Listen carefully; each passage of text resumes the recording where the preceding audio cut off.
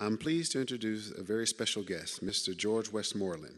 Mr. Westmoreland is a graduate of the University of Arkansas, having completed the Army ROTC program on campus and graduating in 1967 as the Distinguished Military Graduate. Following his commission, he served in Germany and Vietnam, received a Bronze Star, and left the Army with the rank of captain. He entered a career in banking and finance and retired 5 years ago as a senior VP for Merrill Lynch. Mr. Westmoreland serves on several community boards, including 2 within the Sam Walton College of Business. They are the Dean's Executive Advisory Board and the Garrison Financial Institute Board. He also serves on the Veterans Resource Information Center Board here at the university. In March of 2007, Mr. Westmoreland received a congressional nomination to serve as the civilian aide to the Secretary of the Army for the state of Arkansas. He was selected by the Secretary of the Army to hold this position and is currently completing his second term. Upon creation of Governor Mike Beebe's Yellow Ribbon Task Force, Mr. Westmoreland was appointed chair of this task force. Please join me in welcoming George Westmoreland.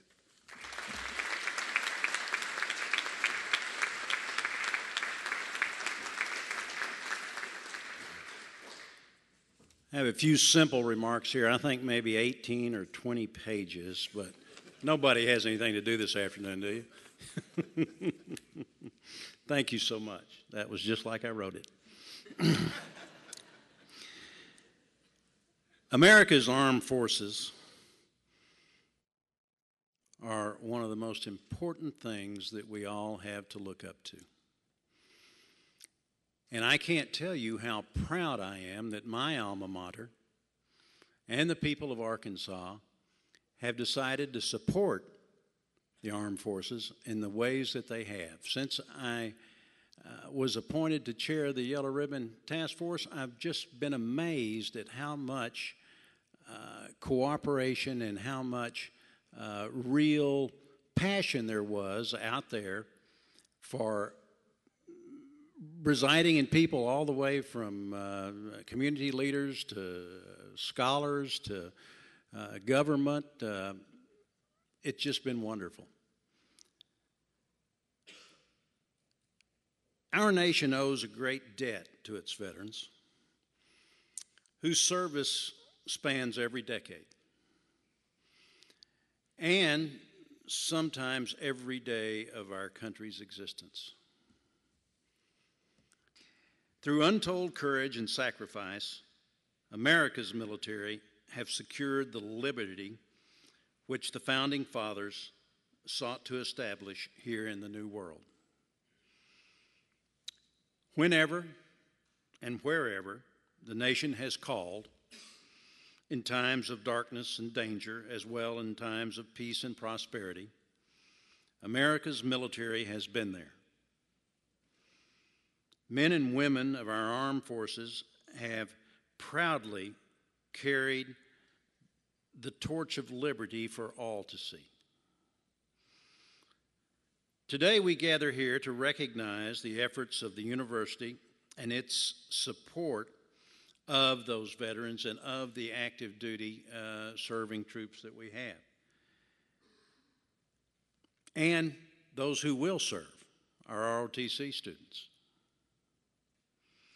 Today, as for the past 7 years, our nation is at war. We continue to fight to defend our freedoms and combat terrorism. This calls for us to honor and celebrate veterans whose service is recorded in history and past conflicts, and recognize our current warriors who add to our nation's rich history every day. They are stationed around the world, standing in harm's way.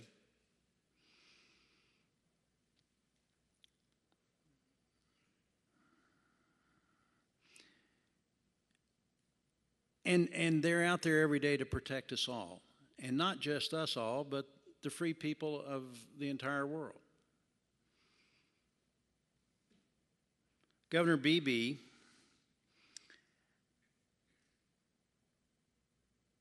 appointed me chair of the Yellow Ribbon Task Force and gave me General Wofford, Adjutant General of Arkansas, who you're going to hear in a moment. I'm going to say nothing but nice things about him, so he'll say nice things about me too. And David Fletcher. Dave is not here with us today, but he's head of the Arkansas Department of Veterans Affairs. I don't guess you're here, are you, Dave? I didn't see him. And then he gave me the heads of most of the state agencies, the directors, to sit on that task force.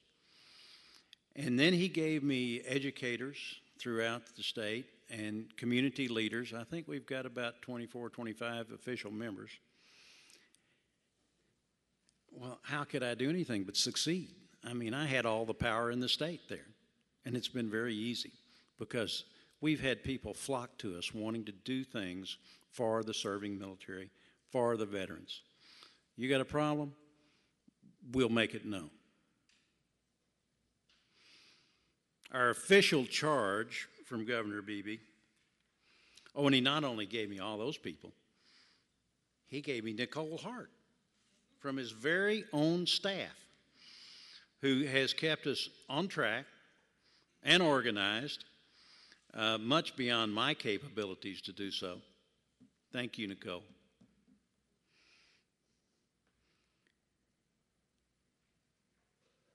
He charged our group with figuring out what we had and what we didn't have in services for our veterans and our serving military and their families. Then very simply, we were to organize the former and fix the latter. Sounded simple to me. Well, we've been doing this for about 16 months, I think now, and we're making some great progress. We passed some legislation in this last session that was all for the military and for veterans, and we hope to do a lot more. You know, we have a proud history in Arkansas of people who have served with distinction. I was going to read if I could take just a moment here, read you the citation of Maurice Footsie Britt. Footsie Britt was a student in the 30s and played football at the University of Arkansas and was a star football player, went on to play pro ball. But when World War II started, Footsie entered the Army. And I'm going to read you his citation for the Medal of Honor, which he was awarded for actions in Italy. And it's in small print, so if you'll beg my pardon, I've got to get it up here. For conspicuous gallantry at the risk of his life above and beyond the call of duty, disdaining enemy hand grenades and close-range machine pistol, machine gun, and rifle fire, Lieutenant Britt inspired and led a handful of his men in repelling bitter counterattacks by approximately 100 Germans against his company position north of Mignano, Italy, the morning of 10 November 1943. During the intense firefight, Lieutenant Britt's canteen and field glasses were shattered. A bullet pierced his side. His chest, face, and hands were covered with grenade wounds. Despite his wounds, for which he refused to accept medical attention until ordered to do so by his battalion commander following the battle, he personally killed 5 and wounded an unknown number of Germans, wiped out 1 enemy machine gun crew, fired 5 clips of carbine and his undetermined amount of M1 rifle ammunition, threw 32 fragmentation grenades. His bold, aggressive actions, utterly disregarding superior enemy numbers, resulted in capture of 4 Germans, 2 of them wounded, and enabled several captured Americans to escape. Lieutenant Britt's undaunted courage and prowess in arms were largely responsible for repulsing a German counterattack, which, if successful, would have isolated his battalion and destroyed his company. Footsie Brett lost an arm, and when I was a young man attending the university and in ROTC, we'd have football games, and they would always bring Footsie out to the field and introduce him. And he'd wave at everybody, and he was lieutenant governor, and it was so impressive that this man had done all the things that he had done. And even after attaining the nation's highest honor, and by the way, he was one of the very few, if not the only, soldier to receive all 4 of the combat honors: the Bronze Star, the Silver Star, the Distinguished Service Cross, and the Medal of Honor. And he did all that, and then he came back and ran for lieutenant governor. So his service to his community, to his nation, was fabulous, and I always admired him. And there are 11 other winners of the Congressional Medal of Honor, or recipients, I should say, as opposed to winners, from Arkansas, and a number to include General Douglas MacArthur, who were born in Arkansas but were living in other places at the time they were awarded the medal. So, we've got a proud heritage. We want to do all we can to have a proud heritage in making sure our veterans, when they come home, and our active duty are properly supported. These people represent the millions of American men and women who have served the Republic over the past 200 years. Fortunately, this country has been blessed with citizens who have taken their civic responsibility and have taken up arms and marched to the sound of the guns wherever and whenever the rights of men have been threatened.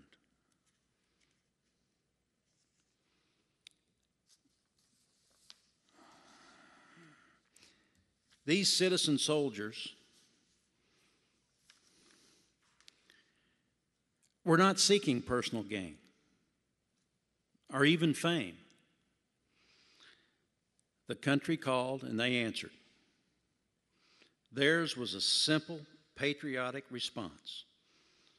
They recognized their civic duty and acted accordingly. Those who survived and are represented here today returned home convinced that they had something worthwhile, something to make this world a better place to live. They served in the cause of freedom for all mankind. And for them, it was reward enough. Our men and women in the military have superb training and the best equipment and able commanders. And they have another great advantage. They have the example of American veterans who came before them from the very day George Washington took his shining hope. George Washington took command. The uniform of the United States has always stood for courage and decency and shining hope in a world of darkness. And all those who have worn that uniform have won the thanks of the American people and free people all over the world. Today it is important that we choose to honor living veterans from the greatest generation to the latest generation. We owe them a debt we can never repay. All we can do is remember them and what they did and why they had to be brave for us. But we must honor them with deeds, not just words. So how do Americans properly thank veterans? Americans can thank them by living their lives and enjoying America's greatness. Americans can thank veterans by taking full advantage of all your rights that they defended. Vote in every election. Write letters to the editor of your local newspaper. Volunteer your time for a worthy cause. Fulfill your jury duty. Be a volunteer firefighter. Mentor a child. Represent your country well while abroad. Live your lives and be good Americans. Then all veterans and all those who have served will be proud to know that their sacrifices were not in vain. This is the thanks Americans can give. Live your lives well as productive citizens. And in 2 weeks, we'll be celebrating Veterans Day, which is set aside to remember every man and woman who has taken up arms to defend our country. We honor every soldier, sailor, airman, Marine, and Coast Guardsman who gave up some of the best years of their lives to the service of the United States and stood ready to give life itself on our behalf. 25 million military veterans walk among us, and on that day, our nation will salute them all. President John F. Kennedy once said that a nation reveals itself not only by the people it produces, but also by the people it honors. Ladies and gentlemen, you are, simply put, all ordinary people who accomplished extraordinary things. And you have the eternal gratitude of your nation and free people around the world. May God bless you and bless the beacon of freedom, the United States of America. Thank you.